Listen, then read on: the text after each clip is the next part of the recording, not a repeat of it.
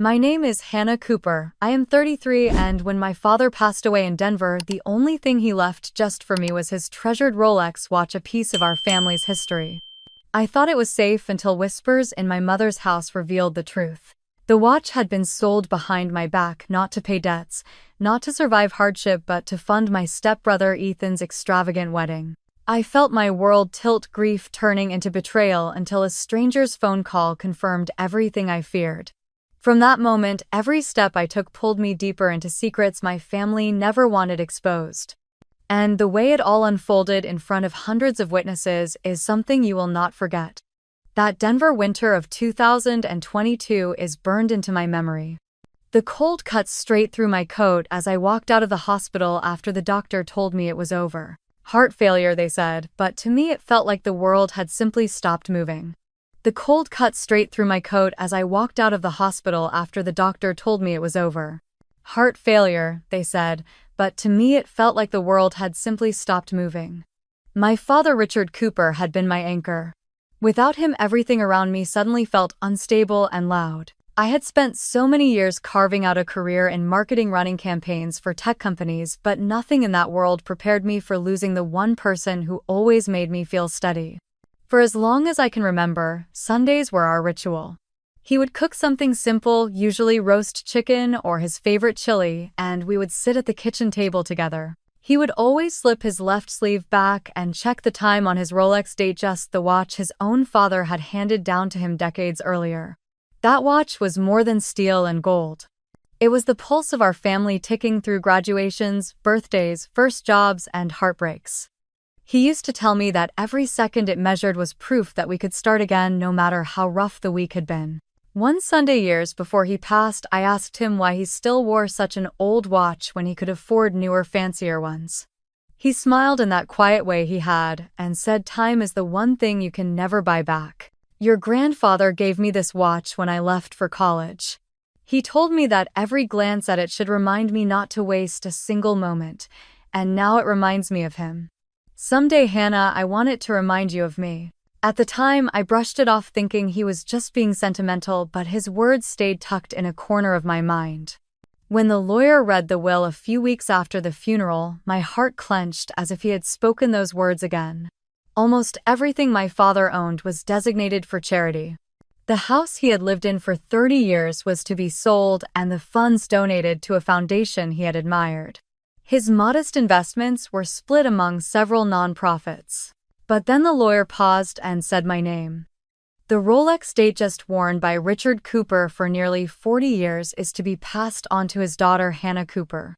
This watch is a symbol of time well spent and a reminder that she was the most valuable part of my time on Earth. The words blurred as tears filled my eyes.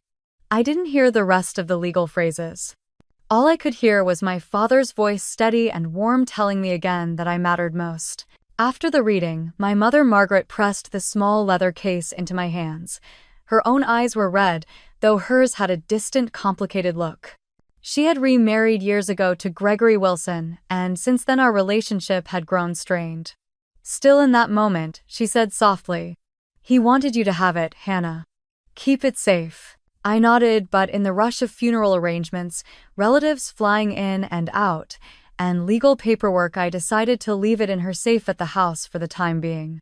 It felt wrong to wear it right away, almost like pretending I had moved on too quickly. I told myself I would bring it home once the dust settled. The days after were a blur.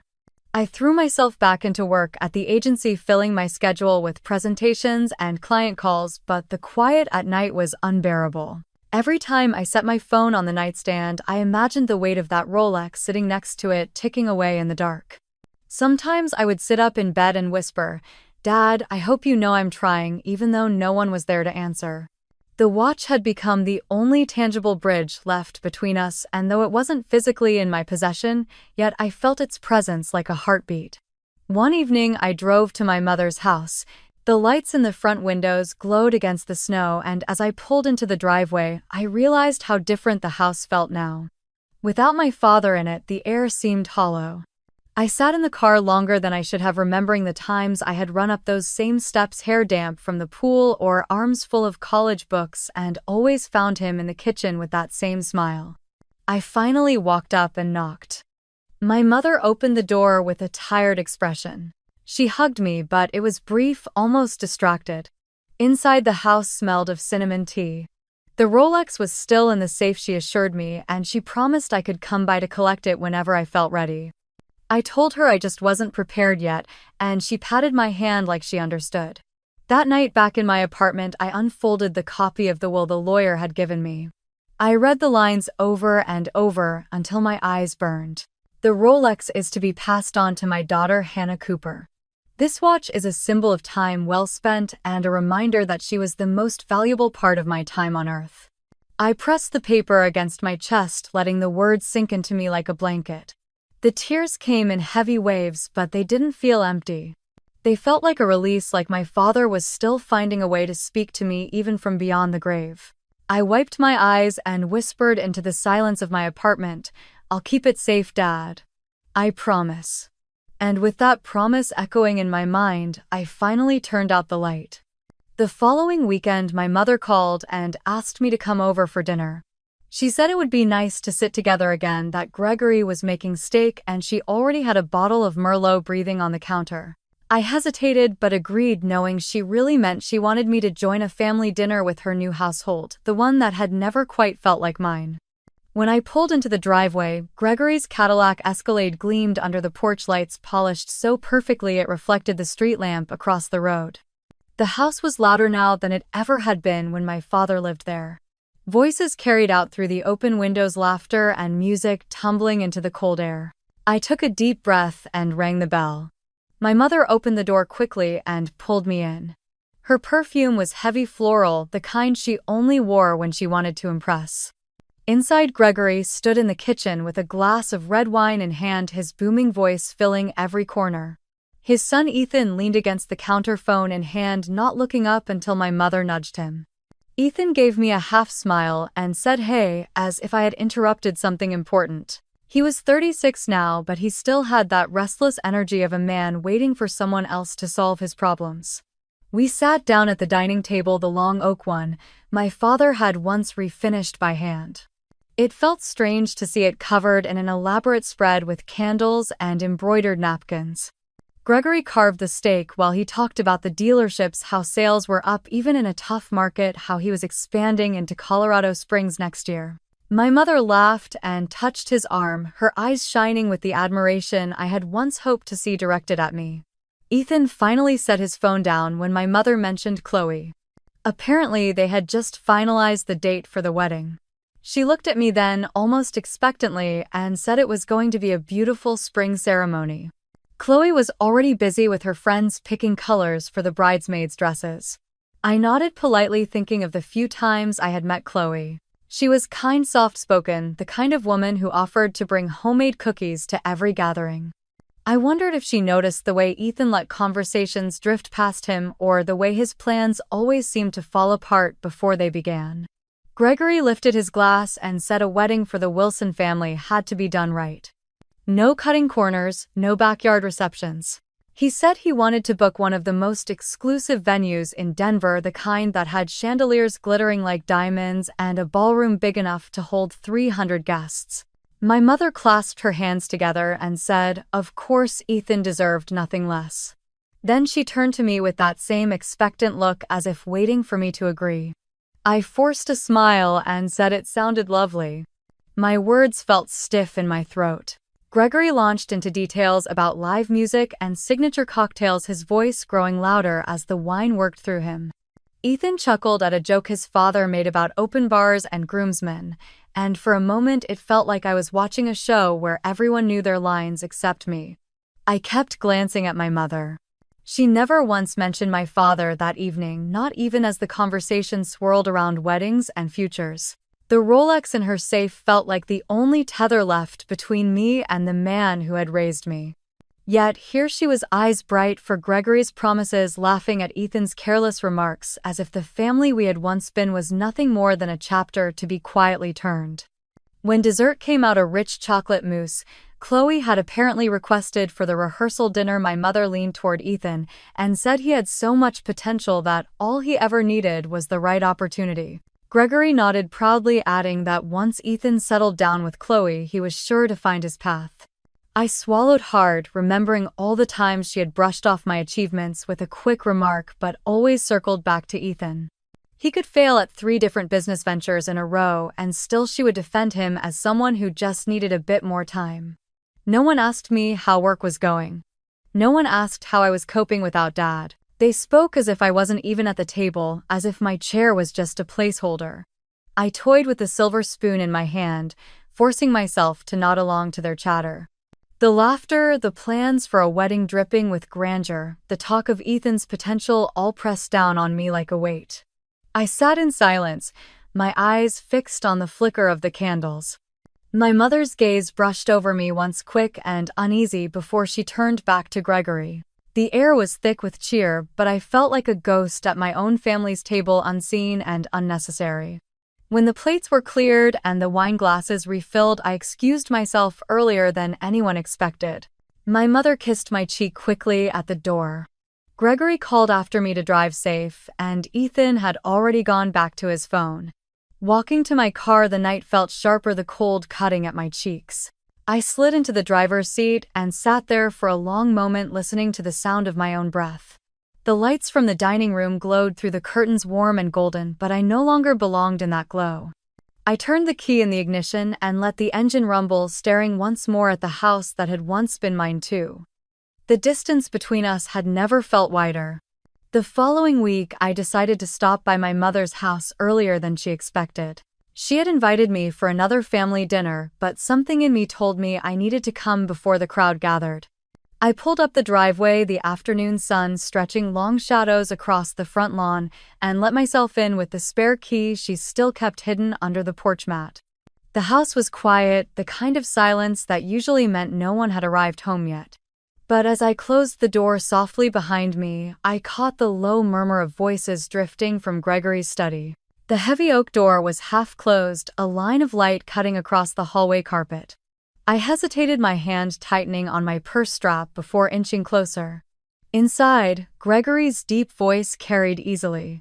He was laughing, satisfied, as if he had just sealed some sort of deal. Ethan answered, his tone lighter, almost giddy. I froze when I caught the words that followed. Gregory said the watch had fetched $15,000, enough to cover the Boulder event hall, and the diamond ring Chloe had been eyeing. My stomach turned to stone. Ethan chuckled and said it was about time something worked out in his favor, that his wedding would finally look like the kind of celebration people would envy. For a moment, I thought I had misheard, that my mind was twisting words to punish me. But then Gregory mentioned my father by name, saying Richard would have wanted the family to move on, that the old Rolex was just gathering dust in a safe. The sound of my father's name reduced to a transaction punched through my chest. My pulse hammered in my ears. I pressed my palm against the wall to steady myself. That watch was not theirs to touch, not theirs to sell. It was my father's last gift to me, written into his will with care and love. The words from his letter echoed in my memory, reminding me that time was precious and I had been the most precious part of his life. The betrayal burned hotter than anything I had ever felt. Before I realized what I was doing, my hand was on the doorknob. I shoved it open, and the door slammed against the wall. Both men jerked their heads toward me. Gregory's face went pale, Ethan's mouth hung open. For a split second, no one spoke. My voice cut through the room sharper than I intended as I demanded to know where my father's watch was. Ethan shifted uncomfortably, glancing at his father. Gregory cleared his throat, setting down his glass of scotch. He tried to speak in that steady, commanding tone he always used, but I caught the crack at the edge of it. He said I must have misunderstood, that they were only talking about options, that nothing had been finalized. I stepped farther into the room, my fists clenched at my sides. I told them I had heard every word, that I knew exactly what they had done. My father's Rolex had been sold like it was a trinket, and they had the audacity to use it to fund a wedding. My voice shook, not from weakness but from rage that threatened to break free. Margaret appeared in the doorway behind me, her face stricken, her hands twisting nervously. She asked what was going on in a quiet voice, though her eyes already carried guilt. When I turned to her and asked if she knew, she looked away, her silence louder than any denial. The room grew heavier with every second. Gregory finally leaned back in his chair, his jaw tightening, and admitted that the watch had been taken to a shop in downtown Denver. He insisted it was only temporary, that he planned to replace it with something better, something modern that I could wear proudly. The words scraped at me like broken glass. He had reduced my father's legacy to a bargain, as if sentiment could be traded for market value. Ethan muttered that it was just a watch, that I was overreacting. His casual dismissal hit me harder than the confession itself. I snapped that it was not just a watch, it was my father's promise, a piece of him I could never replace. My mother flinched but still avoided my eyes. The silence that followed was unbearable. My chest felt tight, my throat raw. I could not stand in that room another second without screaming. I turned and walked out, brushing past my mother, who reached for my arm but stopped short. My heels struck the floor harder than I intended as I made my way down the hall, out the front door, and into the open air. The sky above Boulder was fading into dusk, streaks of orange and purple bleeding into the horizon. I stood by my car for a long time, trying to catch my breath. The betrayal replayed in my head, every word they had spoken echoing in cruel detail. $15,000, a ballroom, a diamond ring, all at the cost of my father's memory. I slid into the driver's seat, gripping the steering wheel so hard my knuckles whitened. I told myself I would not let this go. That watch was mine, written into the will, a final act of love from my father. They could twist words, make excuses, pretend it was harmless, but the truth was simple. They had stolen it. As I started the engine, the thought of confronting them again twisted my stomach. But I knew one thing with absolute clarity. I would find that watch, and I would make them answer for what they had done. The next evening, I forced myself to sit at the long dining table in my mother's house. The smell of roasted chicken and garlic bread filled the room, but I could barely swallow a sip of water. My mother had insisted I come, claiming we needed to clear the air. Gregory sat at the head of the table like a king surveying his kingdom. Ethan lounged beside him with his phone out, and my mother kept glancing between us, already tense before the conversation even began. I broke the silence first. I said I wanted the watch back, that it belonged to me by law and by my father's wishes. My voice was steady, though my chest burned with anger. Gregory leaned back in his chair, exhaled, and with that calm, patronizing tone he always used, said it was just a watch. His words felt like a slap. I told him it was not just a watch, it was my father's legacy, and it was specifically written in his will. Ethan smirked without looking up from his phone. He said the watch had done something useful for once, that it was helping his wedding become the kind of event the whole town would talk about. He looked at me like I was petty, like I was the problem for making a scene. My mother tried to smooth things over, her voice soft but her words cutting. She said family helps family, that my father would have wanted us to take care of each other. I could not believe what I was hearing. I asked her how selling the only thing he left me was taking care of anyone. She lowered her eyes, twisting her napkin until it tore in her hands. Gregory interrupted, his tone sharper now. He said the decision had been made and that I should not stir up more conflict. He insisted that Ethan and Chloe deserved a wedding that matched the Wilson family's reputation, that appearances mattered. He leaned forward and told me I should be proud the watch had served a purpose greater than sitting in a drawer. The room spun.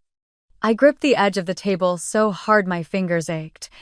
I reminded them that my father's will was a legal document, not a suggestion, and that what they had done was theft. Ethan chuckled and muttered that no one outside this house needed to know. His arrogance made my blood boil. I turned to my mother again, pleading with her to do the right thing, to acknowledge that the watch was mine. For a moment, she looked torn, her lips parting as if to agree, but then she shook her head. She whispered that life was easier when the family stood together, that maybe I could let this one thing go. The betrayal in her eyes hollowed me out. The clinking of silverware filled the silence that followed. Gregory picked up his glass and drank like the matter was settled. Ethan grinned, leaning back as if he had won something. My appetite vanished entirely. I pushed my plate away and felt tears sting my eyes, not from weakness but from rage and disappointment. I told them they had crossed a line that could never be erased. I said my father trusted me with his last words and his most prized possession, and they had trampled on that trust. Gregory waved his hand as if dismissing a child. Ethan whispered to Chloe's name like she was the prize worth all of this, and my mother closed her eyes as though she wished I would just stop speaking. My body shook as I pulled the linen napkin from my lap. I threw it onto the table with more force than I realized, the sound sharp enough to make my mother flinch. The dishes rattled, a glass tipped slightly. I stood my chair, scraping loudly against the hardwood floor. I looked at each of them one last time. Gregory with his smug calm, Ethan with his careless smirk, and my mother with her downcast eyes. My voice came low but firm. I said I would get that watch back no matter what it took, and I would not forgive what they had done. Then I walked out, leaving the meal untouched, my heart pounding so hard it drowned out the sound of their whispers behind me. I stepped into the cool night air, inhaling sharply, and let the door close on the people who had chosen betrayal over family. Sleep refused to come, no matter how many times I flipped the pillow to its cooler side. I stared at the ceiling of my apartment, the faint city lights of Denver leaking through the blinds. Every time I closed my eyes, I saw my father's face on the day he fastened the Rolex around his wrist at my college graduation. He had lifted my hand, kissed my knuckles, and told me he was proud. The same image repeated again and again, only to be shattered by Ethan's smirk and Gregory's voice dismissing it all as just a watch. By morning, exhaustion clung to me like a heavy blanket. I dragged myself to the office, hoping routine would distract me, but it did not. During a Monday marketing strategy meeting, my mind drifted so far I barely noticed the silence in the room until my boss Lauren Parker said my name. Everyone looked at me as she asked for my input on a campaign I had helped design. Words tangled on my tongue. I muttered something vague, heat rushing to my face. Lauren's eyes softened, but her tone was firm. She asked me to stay after. When the room cleared, she closed the conference door and leaned against the table. She told me I had not been myself for weeks and asked if something was wrong at home. I tried to brush it off, but my throat tightened. She said she had lost her father years ago, that grief could eat you alive if you let it. Then she suggested I take a few days off, clear my head, and come back stronger. Her kindness made me ache because she did not know the truth. That night, I finally told Jessica. We met at a small coffee shop downtown after her long day at the law firm. She walked in with her messy bun and a stack of case files, ordered her usual black coffee, and sat across from me. The words poured out before I could stop them. I told her about the watch, the overheard conversation, the fight at the dinner table. My voice shook when I admitted my mother had sided with them. Jessica listened without interrupting, her lawyer's mind already spinning. When I finished, she leaned forward and said what they had done had a name. Theft by conversion. She explained it was when someone took property they had no right to and used it for their own benefit. She said it was not just morally wrong, but legally actionable. I blinked at her, the idea sinking in slowly. I had been drowning in hurt and betrayal, thinking of the watch as an emotional wound. Jessica reframed it as evidence, as something the law could defend. She said the will clearly assigned the Rolex to me, which meant anyone selling it had committed theft. Her voice was steady, confident, and it steadied me too. For the first time in weeks, anger sharpened into focus. I asked her what I could actually do. She told me the first step was to gather documentation, a copy of the will, proof of the watch's value, and any evidence tying Gregory or Ethan to the sale. I remembered the pawn shop receipt Ethan had let slip in his bragging, and my pulse quickened. Jessica tapped her pen on her notebook and said that paper could be the key. I sat back, stunned by how differently everything looked. It was not just me against my family, it was me standing for the truth in the eyes of the law. The Rolex was not lost forever. It could be traced, reclaimed, and defended. My father's words in the will suddenly felt like a lifeline. Jessica reached across the table and squeezed my hand. She told me to stop seeing myself as powerless. She reminded me of all the times I had stood up to unfair clients at work, how I always fought for my team. She said this was no different, only now I was fighting for my father's memory and for myself. The city outside the cafe buzzed with headlights and footsteps, but inside a quiet resolve began to grow in me. I sipped the last of my lukewarm latte, my shoulders lighter than when I had walked in. For weeks, I had been replaying memories trapped in grief. Now there was a direction. When we left, Jessica promised to help however she could, even if it was just pointing me toward the right resources. I hugged her longer than usual, grateful for the clarity she had given me. As I walked to my car, I replayed her words about theft by conversion. They sounded cold, clinical, but to me they carried weight. They meant justice. That night, instead of collapsing into restless tossing and turning, I spread papers across my dining table. My father's will lay in the center, his handwriting on the cover page catching the light. I ran my fingers over his name, inhaled, and began making notes. I listed everything Jessica had told me to find, every scrap of proof I could think of. The ache in my chest had not vanished, but it no longer left me paralyzed. For the first time since the betrayal, I felt a spark of control returning. My father had taught me that time was precious. I would not waste more of it in silence. I turned off the lamp past midnight, the notes stacked neatly at my side, and sat in the dark for a moment. The watch might be gone for now, but the fight for it had only just begun. The next morning I started with a list and a phone. Denver had more pawnshops than I realized, tucked into busy streets and forgotten corners, each one a possibility and a reminder of how far my father's watch could have traveled. I called one after another, explaining carefully a Rolex Datejust stainless steel with a silver dial passed down from my grandfather. Some clerks cut me off quickly, saying they had no such thing. Others listened politely before apologizing. A few seemed annoyed, telling me they heard stories like mine all the time. By the fifth call, my voice felt hoarse, but I pressed on. Each no landed like a stone in my chest. I told myself that giving up meant letting Ethan and Gregory win, and that was not an option. So I grabbed my keys, folded the list into my pocket, and started driving. Aurora was my first stop. The pawn shop was a squat building with barred windows and neon signs that flickered against the gray morning sky. Inside, the glass cases glinted with gold chains and watches that looked flashy but wrong. I described the Rolex to the man behind the counter. He shook his head and motioned toward a tray. My stomach dropped when I saw a few knockoff pieces that resembled it but lacked the weight and presence I knew by heart. I thanked him and left the bell over the door jangling behind me like a taunt. The next few days followed the same rhythm. Work felt distant, a blur of emails I barely skimmed and deadlines I pretended to track. My real job had become chasing my father's legacy through the city, one dingy shop at a time. Each time I walked into a new store, my chest filled with hope. Each time I walked out empty-handed, that hope shrank a little. At one small shop near Colfax, an older woman listened carefully as I spoke. She even pulled out a dusty catalog, flipping through pages of Rolex models. For a moment, I thought she might say yes. Instead, she sighed and closed the book. She told me she had not seen a Datejust in years. Driving home that evening, I gripped the steering wheel so tightly my knuckles ached. The wedding was only weeks away. Every day that passed felt like a door closing. I kept picturing Ethan sliding a ring on Chloe's finger, my father's watch long gone, its history erased so he could have champagne fountains and a ballroom in Boulder. Nights were the hardest. I sat at my kitchen table surrounded by notes and receipts, my phone always within reach.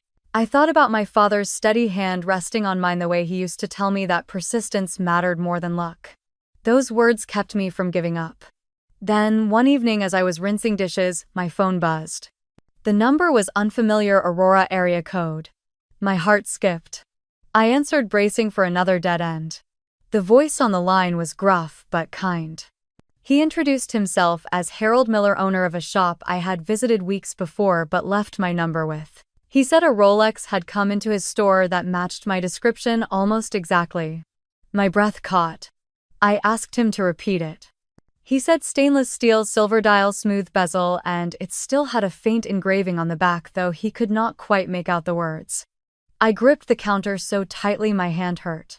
That engraving had been my grandfather's initials. My knees nearly buckled. Harold hesitated, then added that the men who sold it gave their names, Gregory and Ethan Wilson. The room tilted. I pressed the phone tighter to my ear, trying to steady my breathing. Hearing their names attached to the sale stripped away any illusion. It was not just a suspicion or overheard whispers. It was fact. They had sold my father's watch. Harold asked if I was interested in coming by to confirm it. My voice cracked as I said yes, absolutely. He told me to come in the next day, and I promised I would. After we hung up, I stood frozen in my kitchen, the sound of the faucet still running behind me. My father's watch had been reduced to a ticket for Ethan's wedding dreams. But at that moment, for the first time, I had a direct line back to it.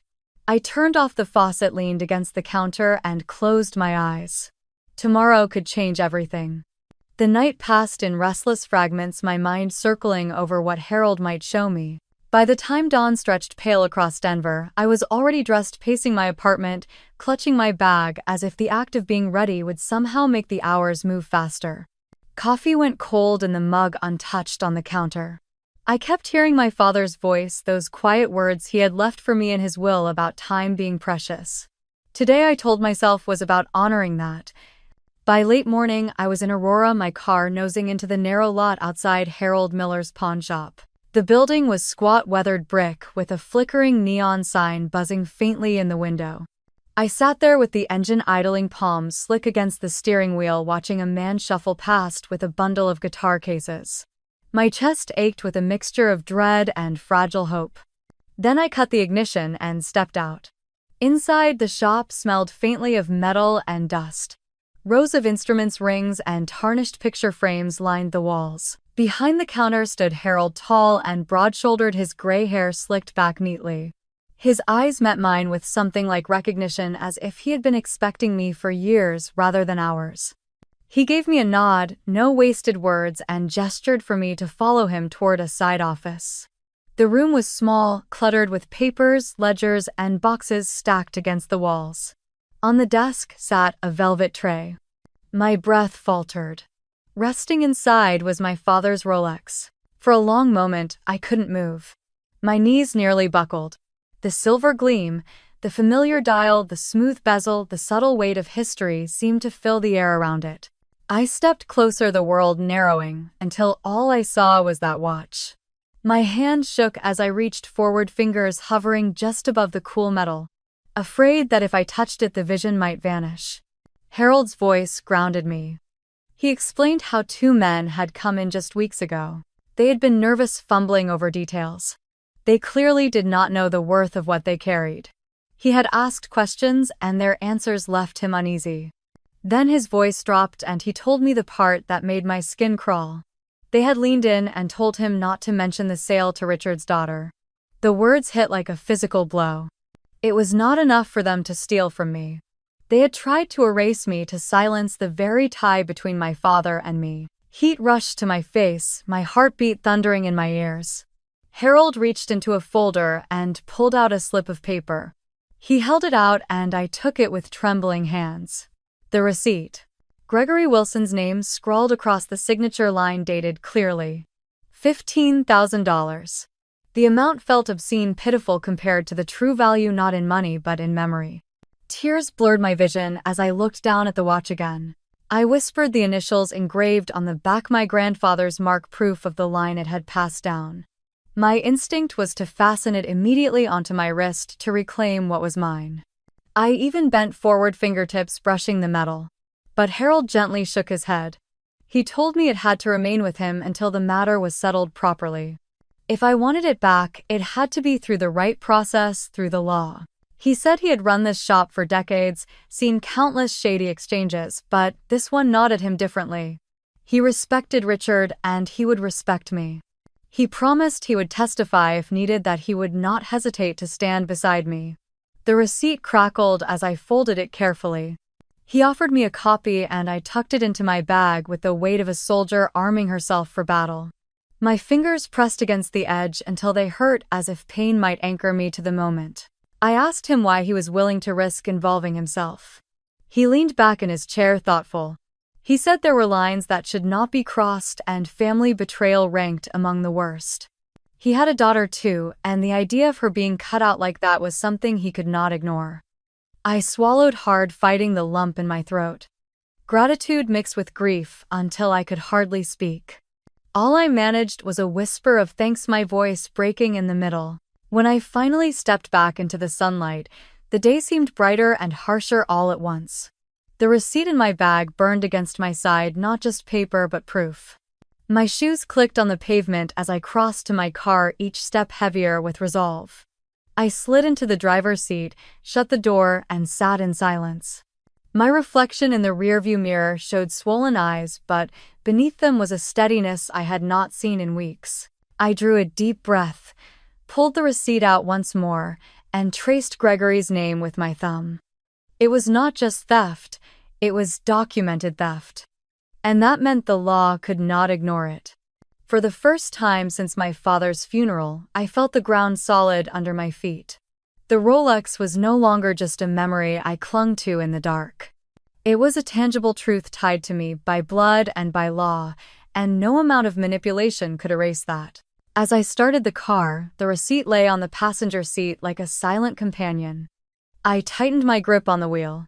The fight had shifted. I was not just a grieving daughter anymore.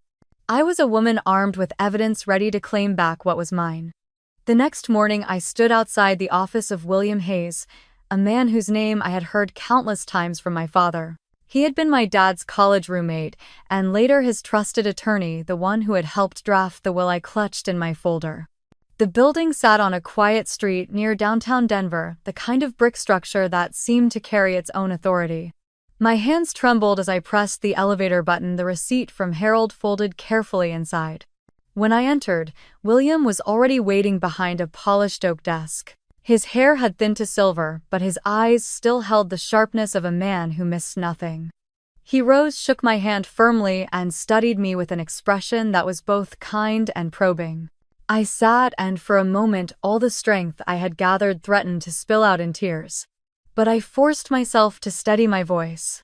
I laid the will, the pawn shop receipt, and my notes on the desk.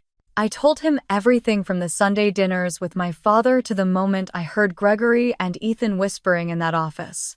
William leaned back, arms folded, his jaw tightening as I spoke. When I finished, he opened the folder, adjusted his glasses, and read each document carefully. Finally, he set them down and looked at me. He told me I was right. The Rolex was explicitly bequeathed to me in the will, and no one had the authority to sell it. What Gregory and Ethan had done was not only immoral, but unlawful. He used the phrase theft by conversion, echoing Jessica's words, and hearing it from him felt like a hammer striking truth into place. He began drafting a formal complaint, the scratch of his pen steady and deliberate. He said he would file it with the county clerk and forward everything to the local police. His voice carried the weight of certainty, but there was also something personal in it, a loyalty to my father that flickered in his tone. He paused at one point, meeting my eyes, and told me Richard would have wanted me to fight for this, not just for the watch, but for the principle of it. When I left his office, I felt lighter, as though part of the burden had shifted onto William's capable shoulders. Yet the ache in my chest remained. I stopped at a coffee shop nearby, dialing Jessica. The moment she answered, her voice warm and familiar, I spilled the details of the meeting. She grew quiet, listening, then finally said it was bigger than just a watch. It was about my father's name, about not letting them trample over his last wishes. She told me that pursuing this wasn't vengeance, it was justice, and that thought settled deep into my bones. Work, however, refused to pause. I tried to keep up, but my head swam during meetings. At one point, while presenting a campaign idea, I lost my place entirely. My boss, Lauren Parker, shot me a look that was both concerned and calculating. After the meeting, she pulled me aside into her office. She asked if everything was all right. Her tone was not harsh, but it cut straight through me. I admitted I was dealing with serious family issues, legal matters I couldn't ignore. Lauren leaned back in her chair, studying me. Then she surprised me by offering a few days off, saying that sometimes the best way to protect work was to step away long enough to fix life outside of it. I nodded gratefully, promising I would return sharper, more focused. The next 2 days blurred together with phone calls and paperwork. William updated me regularly, his voice firm on the line. He had filed the complaint, and the police had opened a case. I could almost hear the machinery of justice grinding forward, slow but unstoppable. Each update calmed me, but also stirred a restless anticipation.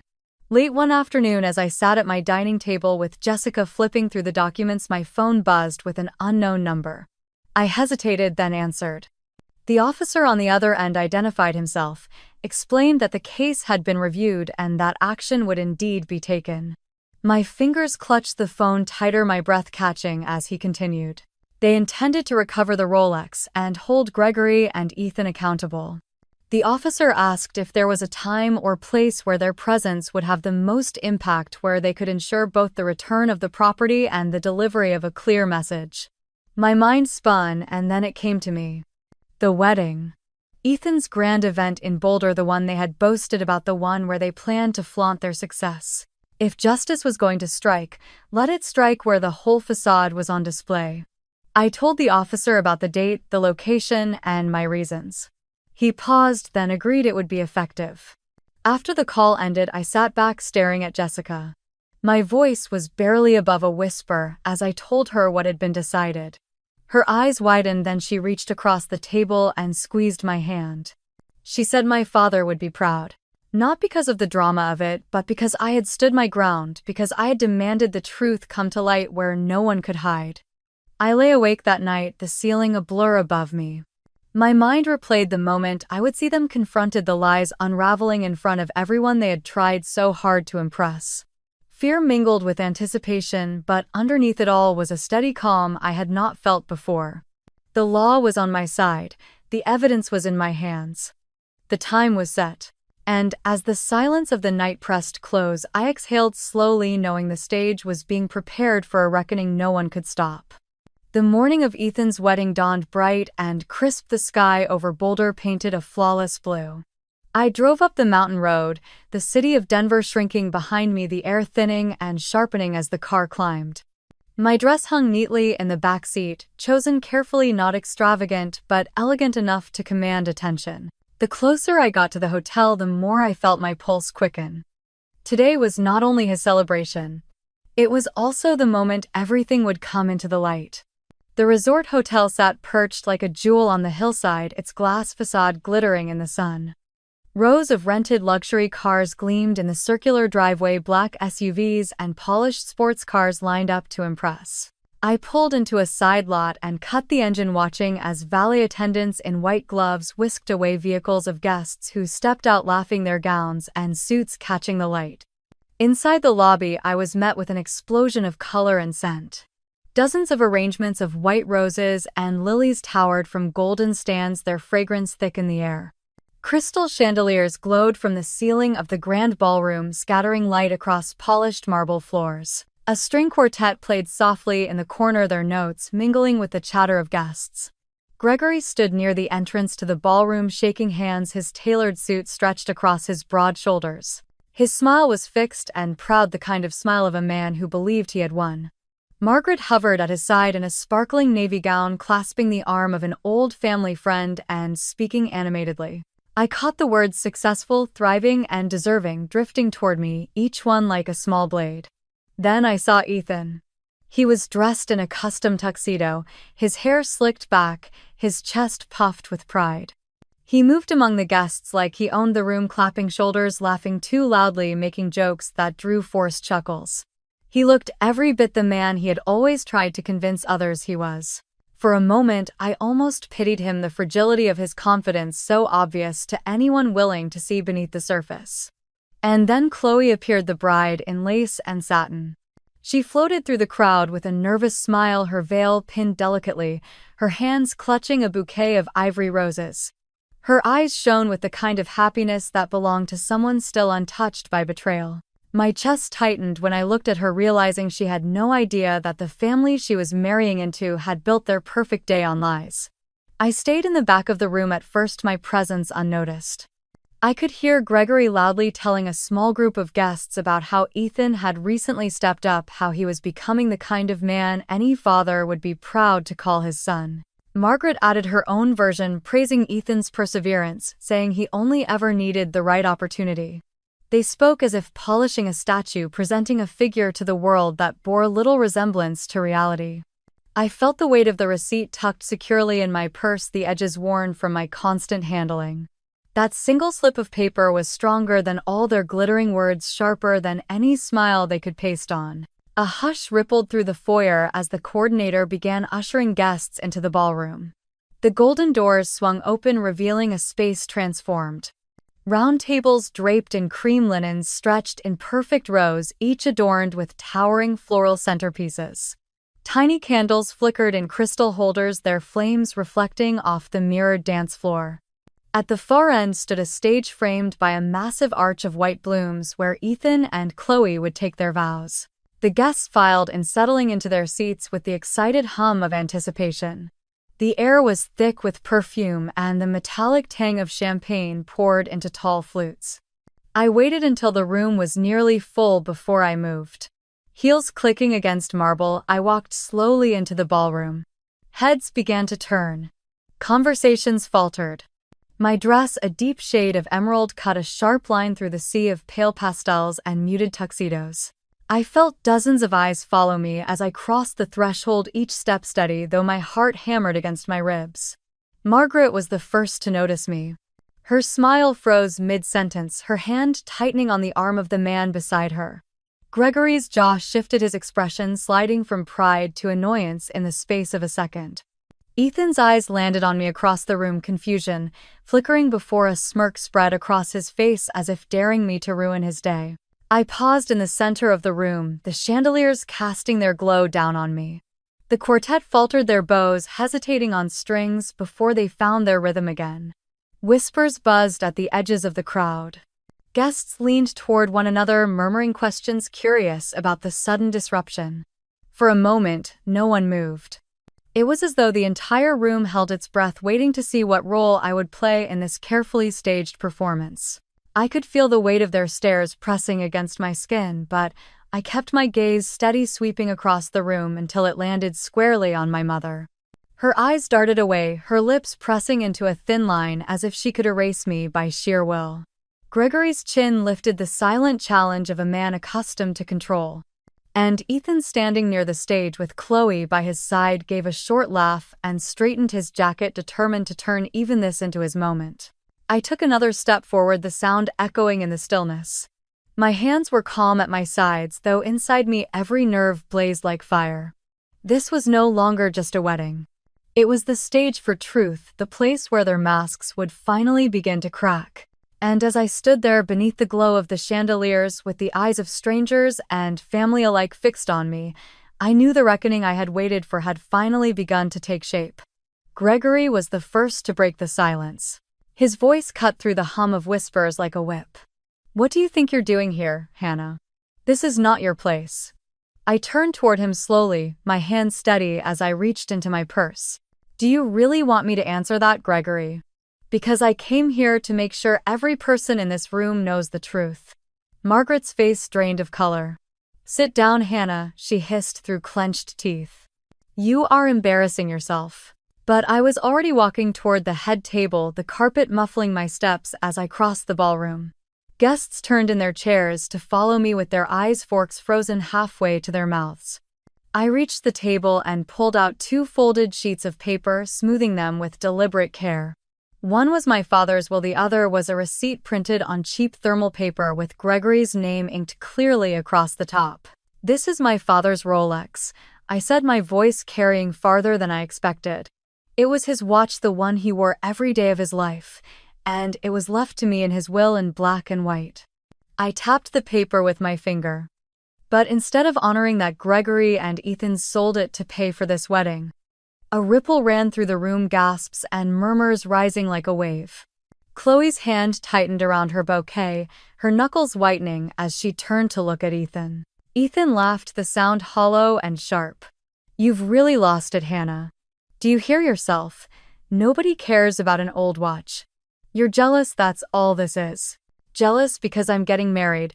First jealous because people are here for me, not you." He leaned back in his chair, flashing a grin that made my stomach twist. I met his eyes without flinching.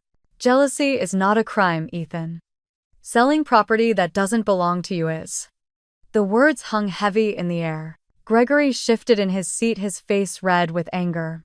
"It was just a watch," he snapped. "A piece of metal. Your father would have wanted his family to celebrate together, not fight over trinkets." I could feel heat rising in my chest, but I forced my voice to stay calm, deliberate. My father's name is written here in his own lawyer's hand. He wanted me to have it. It was not yours to sell. Margaret reached for Gregory's arm, her voice trembling as she tried to patch the cracks. Family helps family. That's all this was. Your father would understand. I turned to her, the ache in my throat almost breaking me. Don't you dare use his name to justify theft. He trusted you. He trusted all of you. Chloe's eyes darted between the papers and Ethan's smirk, confusion clouding her face. Is this true, Ethan? Did you really sell it? Ethan rolled his eyes and spread his arms wide, speaking louder, as though volume could drown the truth. She's twisting everything. We needed money for the venue, for the ring, for the things that make this day perfect. What's the big deal? It's just a watch. I felt something inside me snap. Just a watch. It was the one he wore when he walked me across the stage at graduation. The one he checked before he left the house for work every morning. The one he held in his hand the day he hugged me after my first job interview. It was more than a watch. It was him. And you sold it like it meant nothing. The room was hushed now, even the clink of glasses silenced. Chloe's lips parted as though she wanted to speak, but no sound came out. Gregory rose halfway from his chair, pointing a finger at me. Enough of this. You will not ruin my son's wedding. Put those papers away and leave. I took a step closer to the table, my heart hammering, but my hands steady. This is not just about me. This is about respect for the man who built this family and the law you decided didn't apply to you. I set the will down flat on the table beside the crisp white napkins and untouched champagne flutes.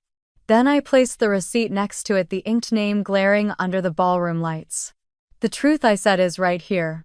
A cold silence settled over the room, so heavy it pressed against my chest. Guests shifted uncomfortably in their seats. Someone coughed, another cleared their throat. All eyes were fixed on the table where I stood. Ethan gave another short laugh, but it cracked at the edges. Nobody here cares, Hannah. You're pathetic. I turned to him, my voice low but sharp. We'll see about that. As if on cue, the heavy ballroom doors creaked open. The sound echoed across the marble floor, drawing every head toward the entrance. 2 uniformed police officers stepped inside, their presence cutting through the air like a blade. I stood frozen for a moment, watching as they crossed the threshold, the glint of their badges catching the chandelier's light, and in that instant the entire room seemed to hold its breath. The first officer stepped forward, his presence commanding the silence of the ballroom as though he had rehearsed it 1,000 times. His voice carried across the polished floor and the towering arrangements of roses. We are here regarding the unlawful sale of personal property belonging to the late Richard Cooper. Specifically, a Rolex Submariner watch designated in his last will and testament to his daughter Hannah Cooper. Evidence indicates the item was sold without consent of the rightful heir. The murmur that followed was sharp, slicing through the air like glass breaking. Every head turned toward me, some with pity, others with curiosity, a few with thinly veiled judgment. My throat tightened, but I held my ground. With steady hands, I drew the folded envelope from my clutch and placed it on the table before the officers. This is my father's will, notarized and signed. His attorney, William Hayes, can verify its authenticity. One officer took the document while the other gestured toward the piece of paper already spread on the linen tablecloth. The pawn receipt, ink still crisp with Gregory Wilson's signature scrawled at the bottom. Is this linked to the watch in question? He asked. Before I could respond, a familiar voice broke through the hushed tension. Yes, sir, it is. Harold Miller stepped out from among the crowd, his graying hair catching the chandelier light, his shoulders squared with resolve. I own Miller's Pawn in Aurora. These 2 gentlemen, Gregory Wilson and Ethan Cooper, brought in a Rolex Submariner 2 weeks ago. They sold it for $15,000 cash. He paused, glancing at me briefly before continuing. They specifically told me not to mention anything to Richard's daughter, which immediately raised red flags for me. I held on to the documents and contacted her when she came searching. The gasps that erupted were almost physical. Chloe, standing radiant in her lace gown, turned to Ethan with eyes wide as though she had never seen him before. Tell me this isn't true. Please tell me this isn't what it sounds like. Ethan's face blanched, the color draining until he looked like he might faint. He stammered, his voice cracking. Chloe, it was just to cover some costs. The wedding, the venue, the ring. I was going to make it right. Gregory straightened, puffing out his chest, though his hands trembled slightly at his sides. This is family business. We had every right to use that watch. Family helps family. The taller officer fixed him with a hard stare. That is not how the law sees it. Property allocated in a will belongs to the heir alone. Selling it without her consent is theft by conversion, punishable under Colorado law. Margaret collapsed back into her chair, tears spilling down her cheeks. Her voice broke as she grabbed Gregory's arm. Please stop, please. Richard would never want this. He would not want his family torn apart like this. I swallowed hard, my pulse hammering, but I forced my voice to remain steady. He would not want his family disrespected either. He trusted you to honor his wishes. You betrayed him and you betrayed me. Chloe's hands shook as she lifted her left hand. The diamond ring that had sparkled so proudly only an hour before seemed suddenly heavy-tainted. You let me wear this, she whispered, tears brimming. You paid for this with stolen money. With a sharp tug, she slid it off her finger and set it down on the table. The small clink as it touched the glass plate rang louder than any applause could have. I can't do this. Ethan lunged forward, his voice cracking. Chloe, please don't leave, I can fix this. But Chloe's gown swished as she turned and strode across the ballroom, her bouquet slipping from her grasp and scattering petals across the marble floor. Gasps and whispers followed her, but she never looked back. The younger officer stepped in, his tone firm but controlled. Gregory Wilson and Ethan Cooper, you are under investigation for theft and fraudulent conversion of estate property. We ask that you come with us voluntarily at this time. Gregory sputtered, his bravado breaking. This is a mistake. It's all a misunderstanding. You can't humiliate us like this in front of everyone. Ethan's lips trembled, his eyes darting across the crowd as though searching for someone to shield him. The confidence he had carried so arrogantly all week was gone. Margaret sobbed louder, clutching her pearls, whispering Richard's name as if he might appear to stop what was already in motion. The officers each took one man by the arm, firm but not brutal, and began leading them through the aisle between the rows of stunned guests. The heavy oak doors groaned as they opened. The click of polished shoes and the shuffle of their resistance echoed beneath the chandeliers. Guests shifted uncomfortably, whispering into hands, eyes darting to me, to the will, to the empty space where Chloe had stood only moments before. Some looked away in shame, others watched openly, hungry for scandal. I remained still, my hands folded in front of me, my heart pounding against my ribs. It was not triumph I felt, but a grim confirmation. Justice was rarely neat, rarely celebratory. But it was necessary. The doors shut with a resonant thud, leaving behind the faint trace of Margaret's weeping and the shattered silence of what had been planned as a perfect wedding. For a long moment no one moved. The chandeliers glittered above as if mocking the ruin below. I drew in a breath, steadying myself. The lies had been dragged into the open, and there was no going back. The night had changed everything, not just for me, but for everyone who had witnessed the truth unveiled in the harshest light possible. Morning sunlight spilled across my kitchen table when the call finally came. The officer's voice was steady, almost gentle, as he told me the Rolex had been processed, logged, and cleared for release. My father's watch, the one that had felt stolen from my very heartbeat, was waiting for me at the precinct.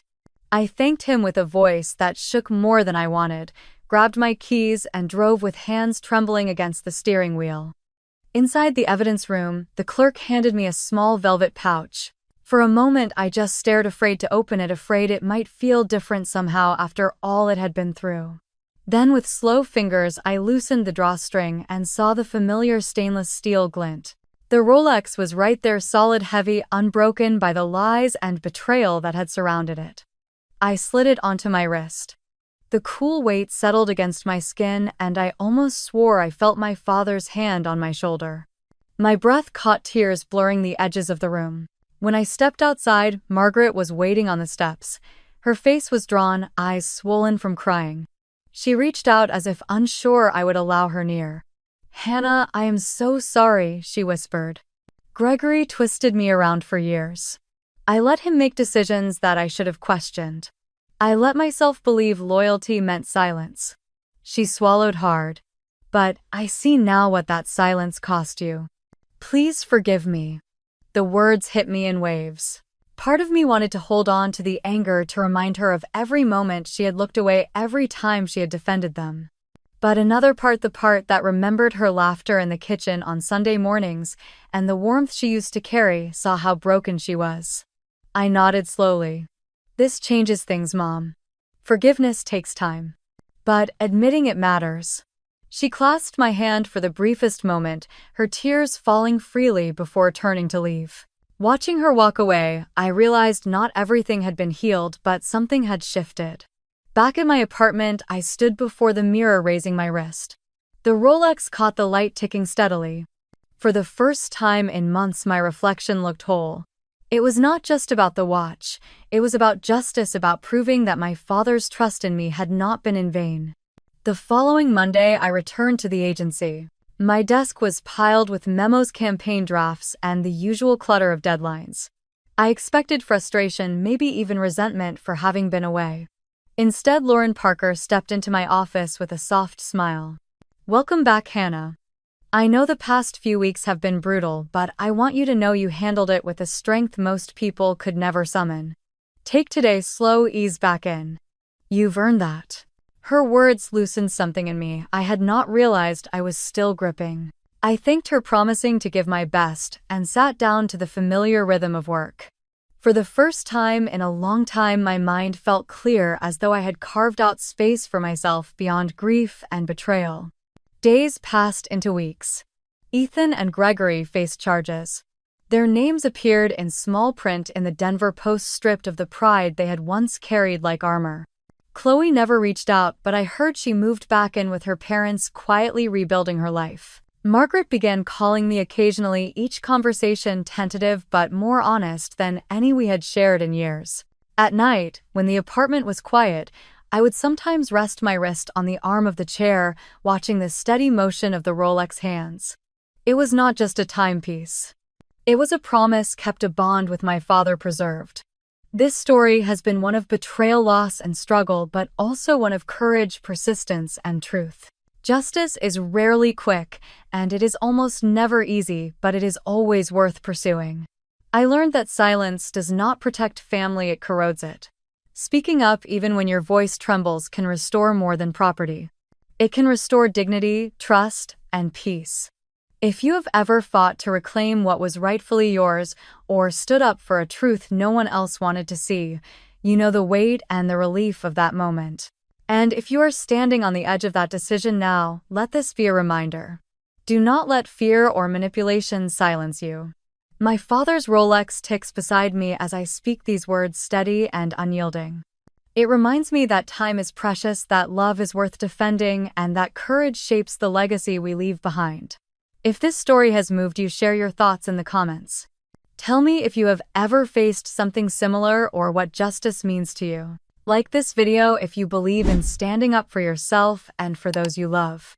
And if you want to hear more stories about courage, family, and truth, make sure to subscribe so we can keep walking through these journeys together.